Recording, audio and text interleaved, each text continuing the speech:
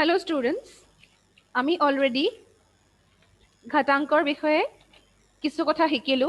আমি তাত ঘাতাংকৰ আৰম্ভণি পাতনি তাৰ পাছত আমি ঘাতাংকৰ কিছুমান সংজ্ঞা আৰু তাৰ কিছুমান আমি মন্তব্য পালো। আৰু আমি ঘাতাংকৰ যিকেইটা বিধি আছে সেই বিধি কেইটা আমি আৰম্ভ কৰিছিলো।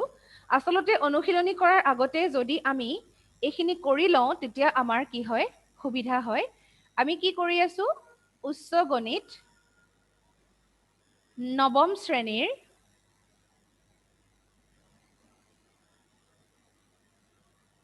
3 নম্বৰ অধ্যায়টো নৱম শ্ৰেণীৰ 3 নম্বৰ অধ্যায়টো আৰু ইয়াত কি আছে ঘাতাংক আৰু ঘাতাংকৰ বিষয়ে আমি আলোচনা কৰিলো বিভিন্ন কথা। এতিয়া আমি আজি চাম ঘাতাংকৰ বিধিৰ আমি প্ৰথম সূত্ৰটো আলোচনা কৰিলো। আমি এতিয়া দ্বিতীয় সূত্ৰটো চাওঁ। ঘাতাংকৰ বিধি কেইটাৰ আমি 2 নম্বৰ সূত্ৰটো আজি চাম। সেইটো কি ঘাতাংকৰ ভাগফল সূত্ৰ। মানে ই হৰণৰ লগত জড়িত। ভাজ্য ভাগশেষ ভাগফল ইত্যাদি বিলাক কিহৰ লগত জড়িত হৰণৰ লগত জড়িত। গতিকে আগৰটো আমি কি পঢ়িছিলো গুণন সূত্ৰ।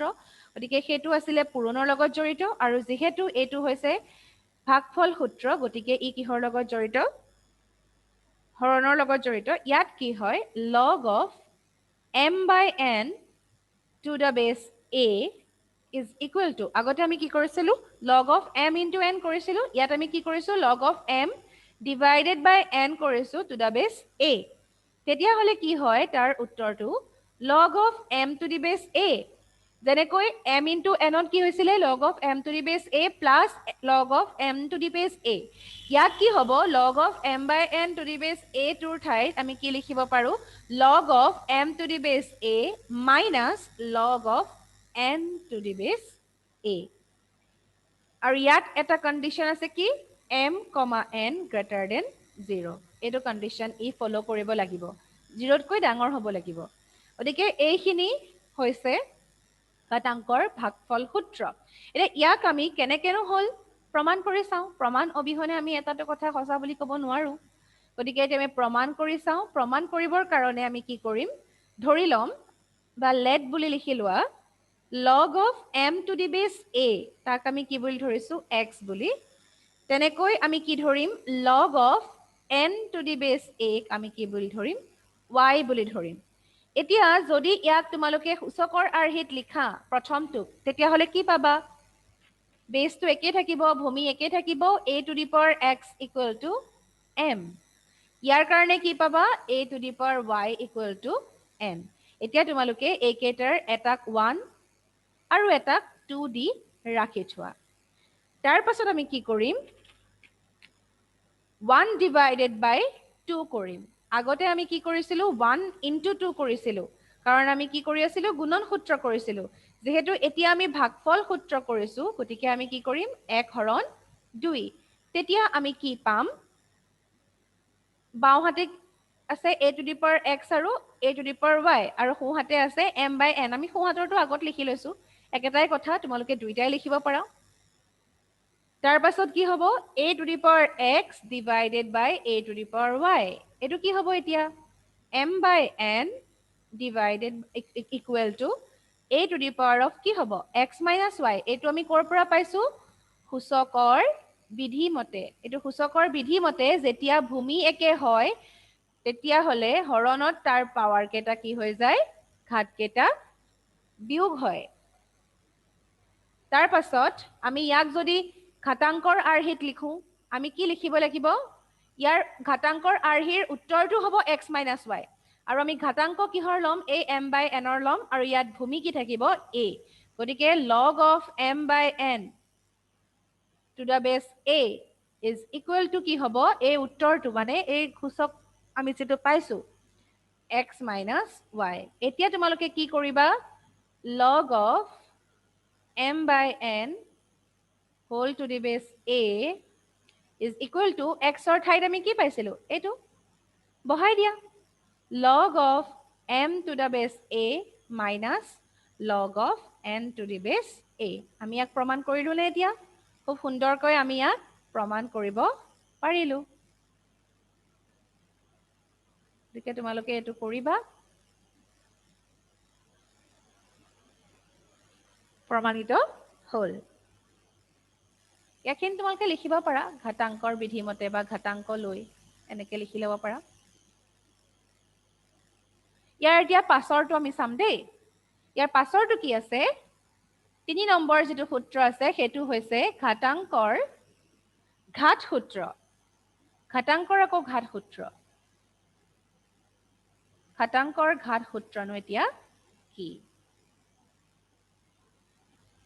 ঘাতাংকৰ ঘাত সূত্ৰ মতে কি হয়? log of m to the power p is equal to log of m to the power p whole to the log of m to the power p to the base a is equal to p to ইয়ালে গুচি আহিব আগলে p log of m to the base a। এইটো আমি প্ৰমাণ কৰিব লাগে ইয়াত m greater than 0 আৰু p belongs to r, মানে এটা বাস্তৱ সংখ্যা। এতিয়া প্ৰমাণ কৰিব লাগে আমি। প্ৰমাণ কৰি চাওঁ কি হয়।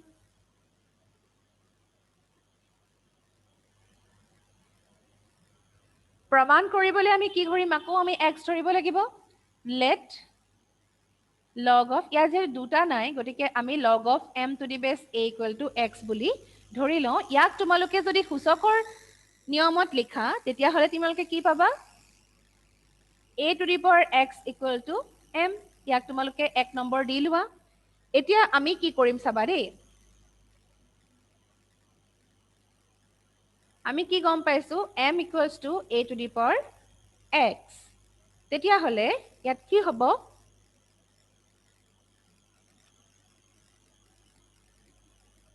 আমি mৰ পাৱাৰ লওঁ, কাৰণ ইয়াত কি আছে? m to the power p আছে, গতিকে mৰ পাৱাৰ লওঁ। যদি আমি বাওঁহাতে লওঁ তেতিয়াহ'লে কি হ'ব? a to the power x whole to the power p আমি লিখিব লাগিব। এতিয়া তোমালোকে কাষত খালি লিখি থবা, তোমালোকে যিহেতু ইয়াতে এটা নতুন বস্তু এটা লৈছা গতিকে তোমালোকে লিখি থবা ইয়াত কি কৰিলা। দুয়ো পক্ষক p ঘাতলৈ বৰ্ধিত কৰাত তোমালোকে বঢ়াই দিছা p ঘাতলৈ, মানে যদি 2 বহাইছা এফালে তেতিয়াহ'লে তোমালোকে ইফালেও কি বহাইছা? 2 বহাইছা। এতিয়া তোমালোকে p বহাইছা কাৰণে তোমালোকে p বহাই দিছা। p ঘাতলৈ বৰ্ধিত কৰাত আমি এইটো পালো। এতিয়া আমি ইয়াক ভাঙি দিওঁ। m to the power p একো চেঞ্জ নহয়, a to the power xp। এইটো কিহৰ মতে? সূচকৰ বিধি মতে। এইটো কোনটো সূচকৰ বিধি আছিলে? সূচকৰ যিটো ঘাতৰ বিধি আছিলে এটা। ইয়াত কি হয়? সূচকৰ বিধি মতে মই এইখিনিতে এনেই সৰুকে তোমালোকক দেখাই দিছো। a to the power m whole to the power n থাকিলে আমি কেনেকে লিখো? a to the power mn বুলি লিখো। গতিকে এইটো বিধি আমি ব্যৱহাৰ কৰিছো a to the power x whole to the power p, a to the power xp। এতিয়া ইয়াক যদি আমি ঘাতাংক লওঁ তোমালোকে কি পাবা?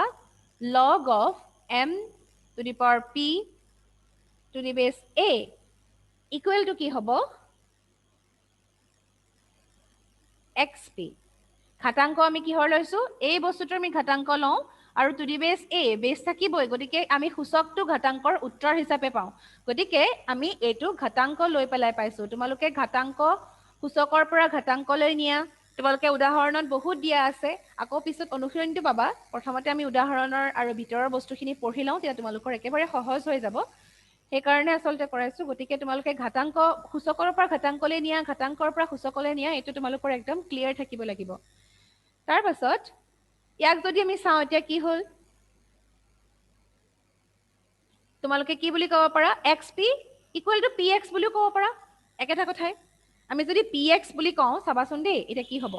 log of m to the power p to the base a। আমি xp বুলি ল'লে মানে আচলতে অকণমান অসুবিধা হয় ক'বলৈ, কথাটো একেটাই কিন্তু হ'লেও ইয়াত তুমি px বুলি যদি তেতিয়া লোৱা, ইয়াত p টো p এ থাকিব, p টো একো সলনি নহয়, কিন্তু আমি x ৰ ঠাইত কি বহাব পাৰো? log of m to the base a।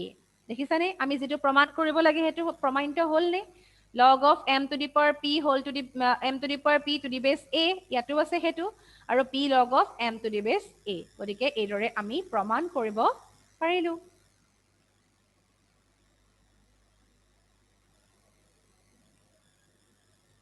ইয়াৰ পাছত আহিলে 4 নম্বৰটো কি হ'ব? ঘাটাংকৰ ভূমি পৰিৱৰ্তনৰ বিধি ঘাটাংকৰ ভূমি পৰিৱৰ্তনৰ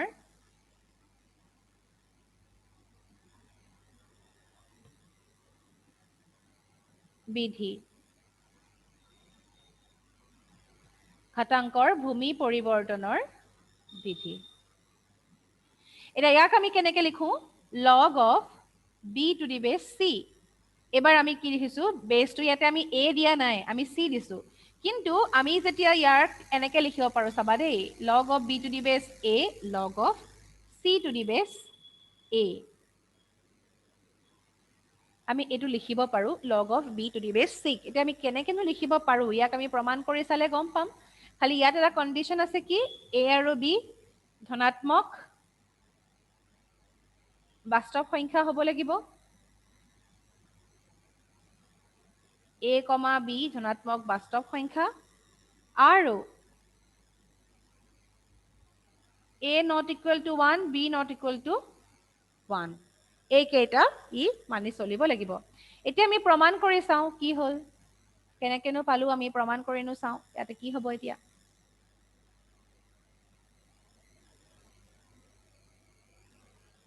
এতিয়া চাবা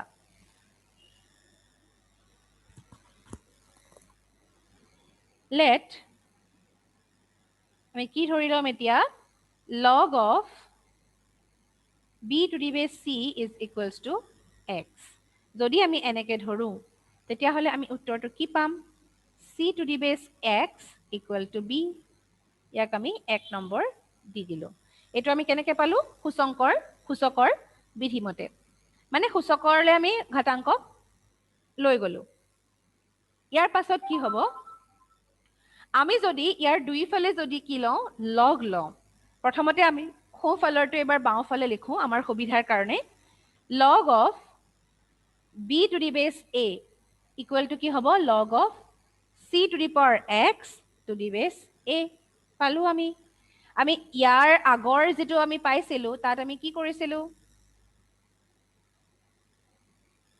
এই আছেটা লাহি যায় দেই ইগনোৰ কৰিবা তোমালোকে log of b to the base a তাৰ পাছত log of কি হ'ব x log of c to the base a হ'বনে আমি ইয়াৰ আগতে যেটো পাইছিলো এনেকে ধৰণ থাকিলে p log of m to the base a আমি ইয়াতে এপ্লাই কৰিম এটো গতিকে আমি কি পাই গলো c to the power x ৰ ঠাইত আমি x log c to the base a লিখিলো এতিয়া x ৰ ঠাইত আমি কিবা এটা বহাব পাৰো চোৱাচোন x ৰ ঠাইত আমি আকৌ এবাৰ লিখি লওঁ এফালে আমি কি পাইছিলো ইয়াৰ আগলৈকে log of b to the base a x log of c to the base a আৰু x ৰ ঠাইত আমি কি বহাব পাৰো b to the base c আমি বহাই দিও x ৰ ঠাইত আমি b to the base c বহাই দিও log of b to the base a x ৰ ঠাইত আমি কি বহাম log of b to the base c log of c to the base a এতিয়া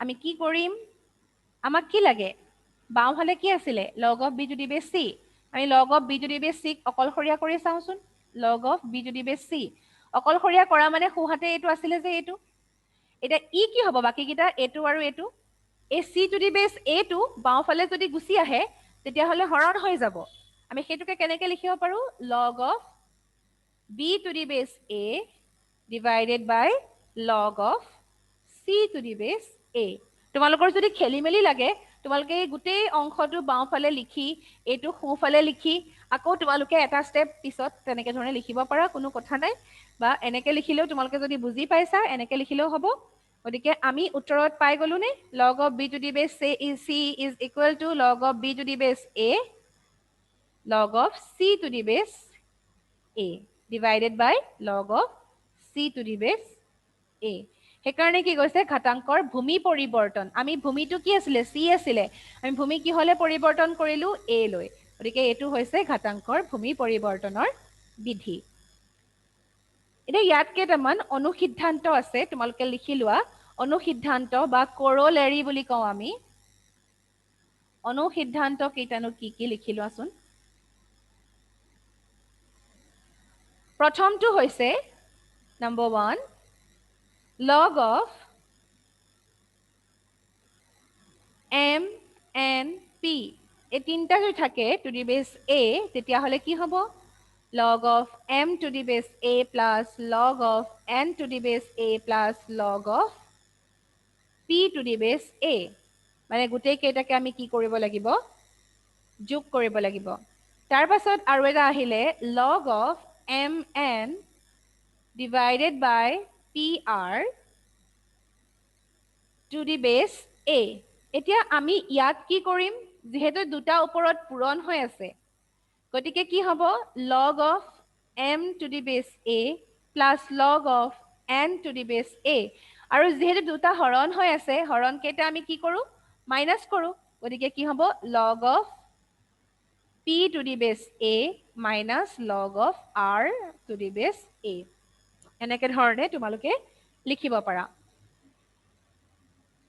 তাৰ পাছত আহিলে log of n root m n root m মোৰ n টো অলপ খেলি মেলি এটা হৈ গ'ল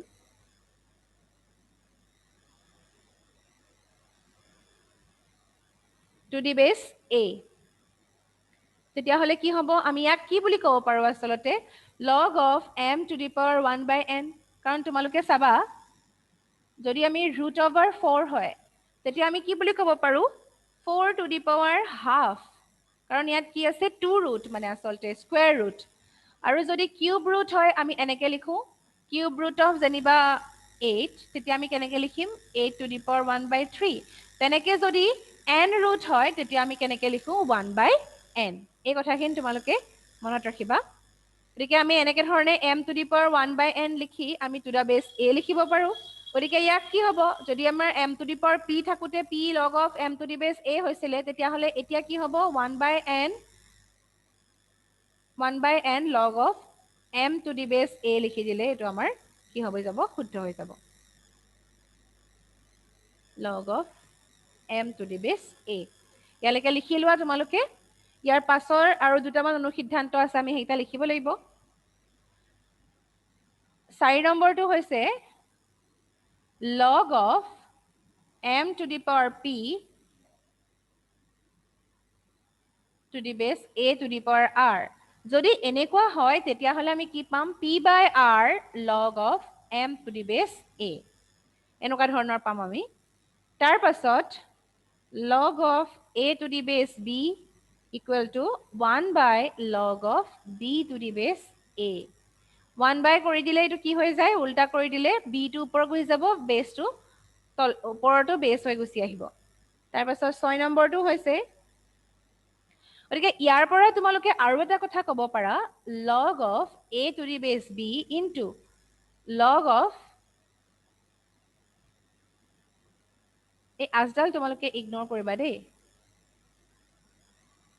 log of যদি আমি এই ভূমিকেইটা ভূমি আৰু যেটো ঘাতাংক যাৰ লৈছো আমি এটা যদি আমি হলনি কৰি দিও b to the base a কৰি দিও তাৰ আমি উত্তৰটো কি পাম যেনিবা ধৰি লোৱা আসলতে কেনসেল আউট নহয় কিন্তু হলেও এনেকুৱা হয় যেন ই কেনসেল গলে আমাৰ যেনেকুৱা হয় তেনেকুৱা ধৰণৰ হৈ পেলে আমি তাৰ উত্তৰটো কি পাও 1 পাও কাৰণ এটো এনেকুৱা ধৰণৰ হয় কাৰণে তো 6 নম্বৰটো কি আছে log of 1 by m to the base a এটো হলে কি হ'ব এতিয়া log of 1 by m to the base a আমি 1 by m ক এটা কথা ক'ব পাৰো 1 by m মানেনো কি আসলতে 1 by something মানে কি 1 by m মানে আমি কি লিখিব পাৰো log of m to the power minus 1 log of m to the power of minus 1 আমি লিখিব পাৰো তাৰ পাছত আমি কি পাম to the base a থাকিবই minus 1 টো আগলে গুছি আহিলে minus log of m by a একেটা আমি কি পালো অনুসিদ্ধান্ত ইয়াৰ পাছত আমি এটা উদাহৰণ চাই লওঁ মান উলিওৱা এটা চাই লওঁ উদাহৰণ এটা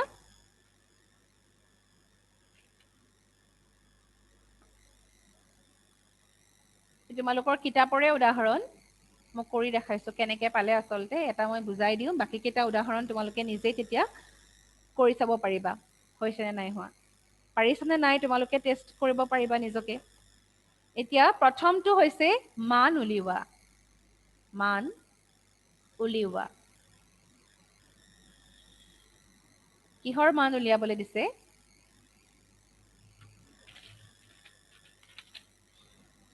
লগ অফ আকৌ লগ অফ দেখিছানে সামথিং টু দ্য বেছ লিখো নহয় সেই সামথিংটো ইয়াতে নাই আচলতে এইটো লগ টু নহয় তোমালোকে ভালকে লিখোতে খালি সাৱধান ক'ত বহিছে আচলতে দেই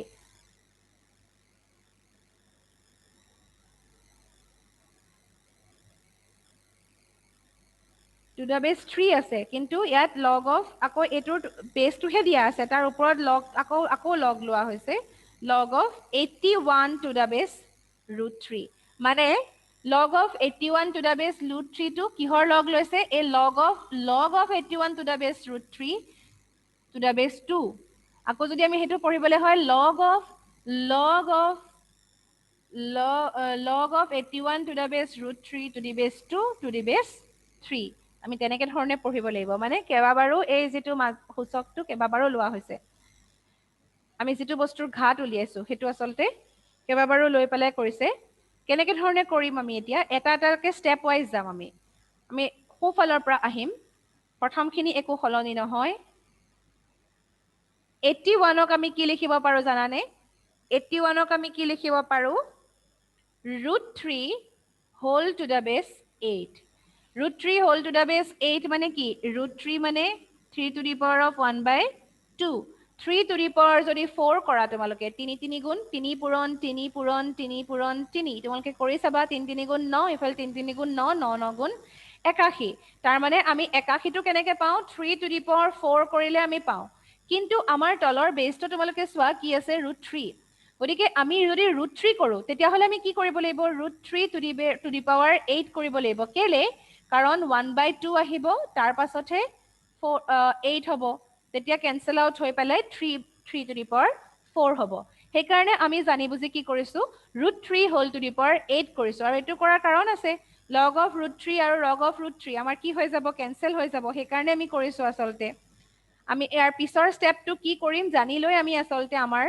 মেনিপুলেট কৰিব লাগিব আমি অংকটো যেনেকে কৰি আছো তাৰ পাছত তোমালোকে চোৱা এই যে 8টো আমি এটা ফৰ্মুলা পাইছিলো log of m to the power p to the base a তাত কি হয় p টো আগলৈ গুচি আহে ইয়াত কি হ'ব 8টো আগলৈ গুচি আহিব আৰু log of কি হ'ল √3 to the base √3 একেটা বস্তুৰে log ললে আৰু বেছ যদি একে থাকে তেতিয়াহ'লে আমি কি পাইছিলো তাৰ মানটো 1 পাইছিলো গতিকে ইয়াৰ পাছৰ ষ্টেপত কি কৰিবা মই ইয়াত লিখিছো log of ইয়াত তলত 3 আছিলে ইয়াত তলত 2 আছিলে কিন্তু এতিয়া আমি কি পালো 8 পালো ইনটু আসলতে 1 হৈ যাব কাৰণ log of √3 to the base √3 মানে log of √3 to the base √3 equals to 1 এটো আমি আগতে শিকি আহিছো এতিয়া তোমালোকে চোৱা একেবাৰে সহজ হৈ গল দেখিলে তোমালোকে ধৰিব পাৰিবা এতিয়া 8 মানে কি আসলতে 2 কিউব নহয় জানো 2 কিউব মানে 2 2 4 4 2 8 2 দুগুণ 4 4 দুগুণ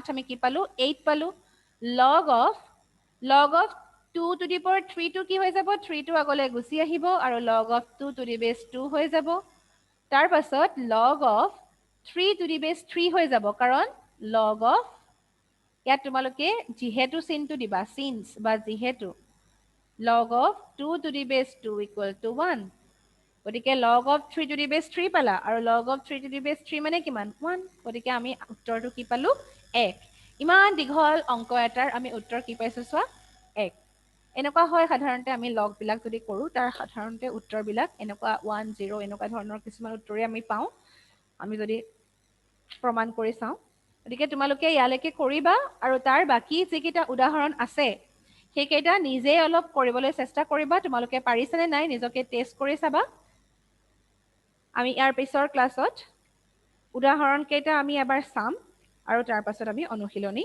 আৰম্ভ কৰিম